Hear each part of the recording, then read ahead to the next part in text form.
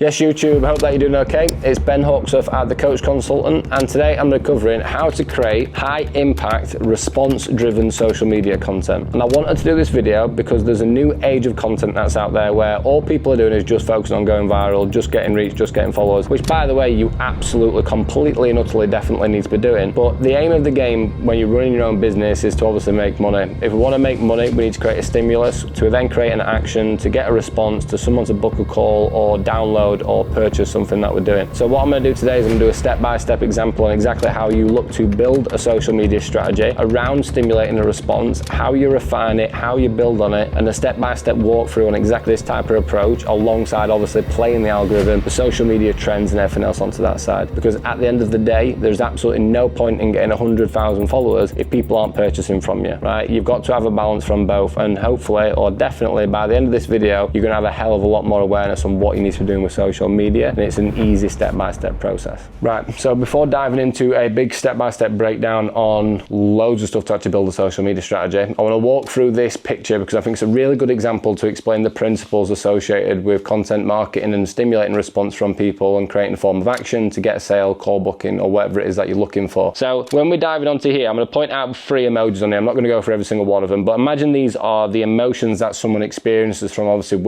seeing a piece of content, reading a bit of copy, or seeing a picture, or whatever it may be. So the top one here is a great one. I love that because it's someone giving love back to you. I have a substantial amount of clients who have this type of audience where they are just really highly admiring them as people, their journey and everything else onto that side, but then potentially not getting a massive stimulus from those type of people because they are literally just on that page to follow their journey and obviously just feel a bit of motivation and inspiration by it. So what these people need to do is really focus on, again, an area in a second I'm going to talk about, which is stimulating pain. You've got another one where you've got the common one where viral posts are going because they're really funny and they've done like a parody and it just, or whatever it may be. Like, I love a short form parody reel, do not get me wrong, but when I'm seeing that short form parody reel, am I looking to purchase from that person? I'm probably not. 9 times out of 10 I'm not looking to buy from that person. It's a parody based reel. Someone's going to want to come in and purchase from you if they are experiencing that, and I'm not trying to be that guy where you need to be coming in and going, right, it's all about pain points and bullying people and everything else onto that side, but you need to look at how you can change your perspective on what pain actually is. Pain isn't about just being horrible to someone. Pain is just about creating some form of stimulus to get an action. When you're looking at it from that type of perspective, you start to look at it a little bit differently, and this is what I'm going to talk about in a second, where you can actually articulate someone's problems into key topic areas, into content pieces, into pain points, into solutions, and actually build a social media strategy around that, which is obviously what we're looking for and what this video is all about, is creating content with a purpose of stimulating a response and stimulating an action. And that's what I want from marketing. Please do not think for a second you don't need to do that where people give you love, because you need that to build connection and trust. Don't think for a second that you shouldn't be doing humor-based content. You need that because you need to seem as a real person, relatable, and people see you on a human level. And if you can get into someone's humor, you're onto a winner, because again, it builds connection. Exactly the same with all these other areas. If you can make someone feel good about themselves, you're building that trust, building that trust, building that trust. What I'm talking about here and what I'm going to cover in a minute is how you cross that line. That's what we need. We need someone to cross that line of going, I need to work with this person. I need their solution. I need what they are providing. I need what they are talking about. I need to change, because you've stimulated, again, some form of pain, some form of emotion, or some form of response to obviously want them to take that action in the first place. And I know within 5 minutes from now, you're going to see social media in a little bit of a different perspective. And also, this is just such an easy way to look at how you build a social media strategy, but then most importantly, how you actually look to refine that over time when you look at the performance of the post. Before diving into this, I can't express the importance of understanding the core principles of why you are actually doing something. So when we went back onto the screen a second ago, like, are you trying to make someone feel sad? Are you trying to make someone feel happy? Are you trying to make someone laugh? Are you trying to make someone feel comparison? Are you trying to make someone feel relevant? Because you need to have that type of mindset prior to actually going in and filming content. I can't really use myself in this YouTube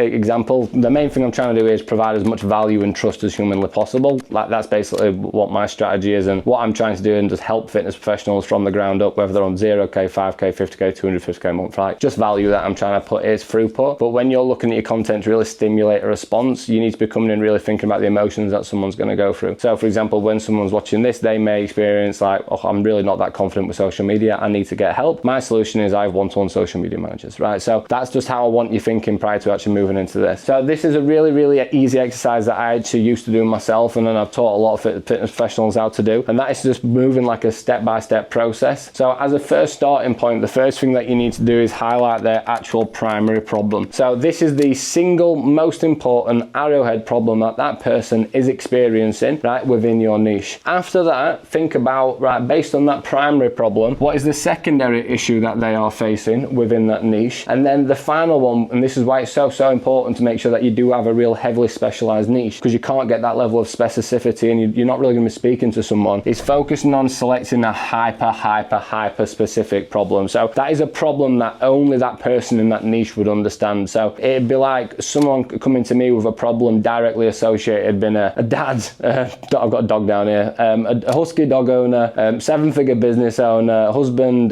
part-time pretend amateur athlete. Do you know what I mean? If someone said that exactly, or a problem associated with that, I'd stimulate a response. I'd be like, oh, I want to listen to what they've got to say because they're talking about me. But the main thing is to be coming in and going primary niche problem, secondary niche problem, hyper niche problem, right? From that point, all I want you to do is, and this is just discovery, get a whiteboard out, get a pen, write it on your laptop, whatever you need to do. You got your primary problem, right? Directly associated with that, what are 8 general topics? So it doesn't need to be crazy specific. You could even just type this into ChatGPT and look at, right, what are 8 topics associated with female lifestyle fat loss, right? What that does is it then brings you down a level, right? Once you've got that point, what you then need to do is look at how you can associate a key pain point keyword to that topic. So you have primary problem, topic areas, pain point associated with that individual topic area, and then from that point, all you need to look at is going, right, based on those pain points of those topics, what are the solutions that I provide, right? What that will do is that will then pump out 24 different ideas that you can create in terms of content around one singular problem, because this is what this is about. This is not about spreading a 24, 28, 30 different problems. This is about getting to the primary, secondary, and hyper niche specific. From that point is how can we stem off and get as many root cause issues associated with that problem, which is another video I could do on root causes. Secondary problem, exactly the same process again. What this is going to allow you to do is look at the overview areas. So you could even be looking at keyword search and topics that people are searching on Google or social media, or even just type it into the Google bar, female fat loss, and it'll give you a drop down of what people are obviously recommending at the moment or they are asking for. From that point, 8 topic areas, 8 pain points, 8 solutions. Repeat the exact same for the hyper niche problem. And then what this is basically going to do from that point, it's going to pump out 24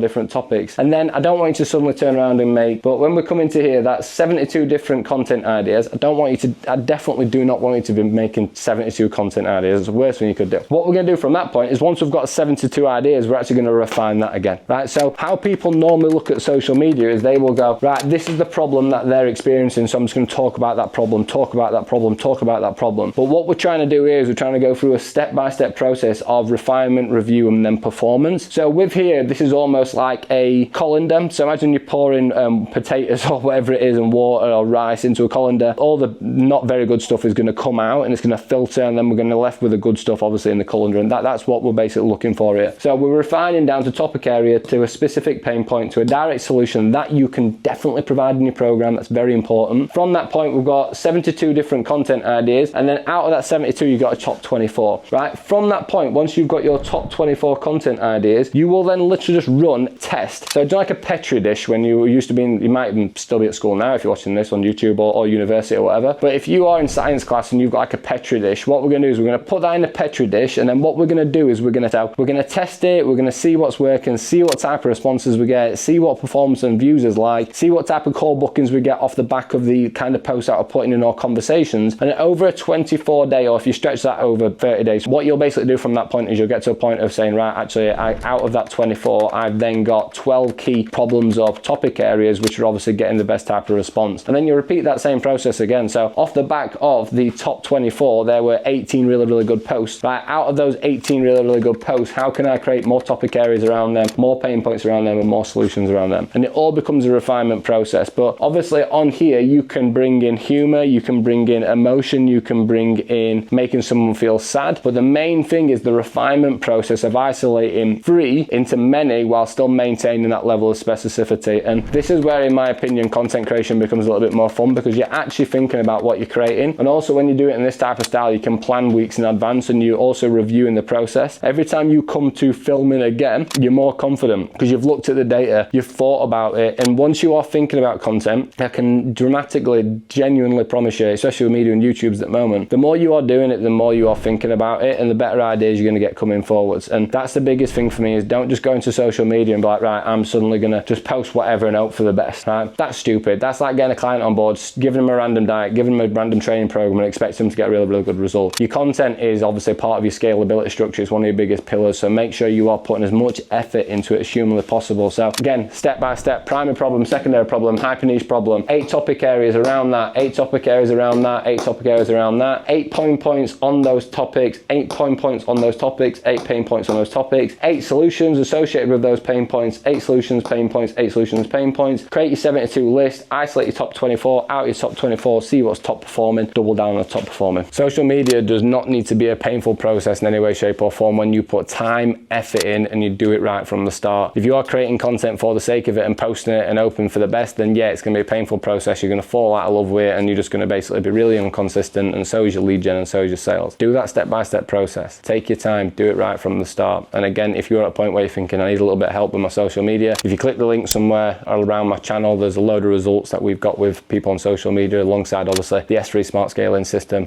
which is a hell of a lot more than just social media. So again, hope you liked this video, guys. If you did like it, drop it a like. If you want to see any more videos specifically, drop it into the comments, and I'll see you next time.